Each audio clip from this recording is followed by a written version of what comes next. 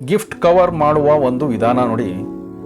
ನಮ್ಮ ಮನೆಯಲ್ಲೇ A4 size white sheet colour sheet ಇತ್ತು ಅಂದರೆ ಈ ಒಂದು ರೀತಿಯಿಂದ ಮಾರ್ಕ್ ಮಾಡಿಕೊಂಡು ಈ ಥರ ಒಂದು ಮಾರ್ಕ್ ಮಾಡ್ಕೋಬೇಕು. ಮಾಡ್ಕೊಂಡ ನಂತರ ಸೈಜನ್ನು ಕಟ್ ಮಾಡಬೇಕು. ಇದು ವೇಸ್ಟ್, ಇದು ಈ ಥರ ಮಾಡ್ಕೊಂಡಾದ್ಮೇಲೆ ನೋಡಿ ಅರ್ಧ ಬಿಸಾಕಬೇಕು.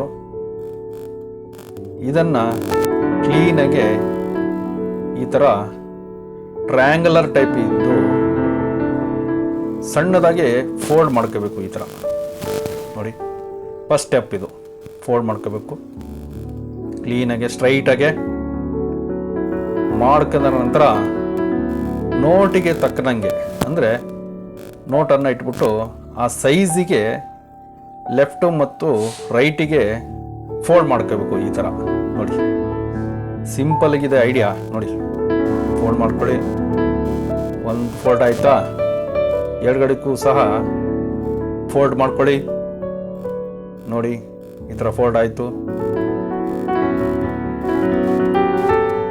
ನಂತರ ಕೆಳಗಿನ ಪೊಸಿಷನನ್ನು ಬೆಂಡ್ ಮಾಡಿ ಅದನ್ನು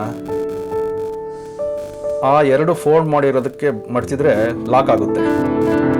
ಆಮೇಲೆ ನೋಟನ್ನು, ಹಣವನ್ನು ಇಟ್ಟು ಮೇಲಿನ ಭಾಗದ ಈ ಥರ ಇದೆಯಲ್ಲ ಅದನ್ನು ಕ್ಲೀನಾಗೆ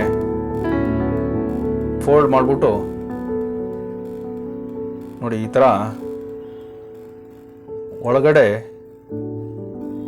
ಈ ಥರ ಫಿಕ್ಸ್ ಮಾಡಬೇಕು. ನೋಡ್ರಿ, ಕವರ್ ರೆಡಿ ಆಯಿತು.